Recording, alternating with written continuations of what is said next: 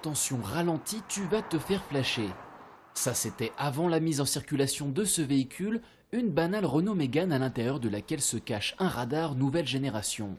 À son bord, des fonctionnaires de la compagnie autoroutière Sud-Île-de-France. C'est un véhicule effectivement où vous avez un flash infrarouge, c'est-à-dire que le flash, vous ne le verrez pas, il ne se déclenche pas. On a un secteur de compétence de 490 km, c'est-à-dire que voilà, on roule et effectivement on règle la vitesse grâce à un écran.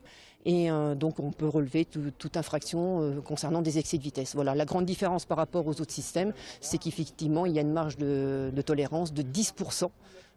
Concernant ce type de véhicule, alors que l'autre marge était de 5% concernant les 3 autres véhicules qu'on a et qui sont utilisés en statique. Le véhicule sera amené à circuler sur 5 départements d'Île-de-France. En Essonne, il sera notamment présent sur l'A6, la Francilienne, l'A10 et quelques portions de route nationale.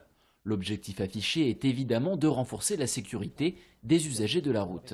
Nous avons un véritable problème puisque l'an dernier, le nombre de tués a augmenté et l'année précédente également, à contre-courant de ce qui se passe à l'échelon national. Et nous avons un vrai problème, notamment sur les 2 roues motorisées, sur les motos et notamment sur les grands excès de vitesse que pratique ce type de véhicule. Donc avec ces outils complémentaires, on luttera naturellement contre ces grands excès de vitesse qui sont cause d'accidents mortels. D'ici 2015, le territoire français dans son ensemble devrait se voir doté de 300 de ces ETM, comprenez équipement de terrain mobile. Enfin, sachez que rien ne les distingue d'un véhicule classique, excepté les 2 CRS en uniforme qui les conduisent.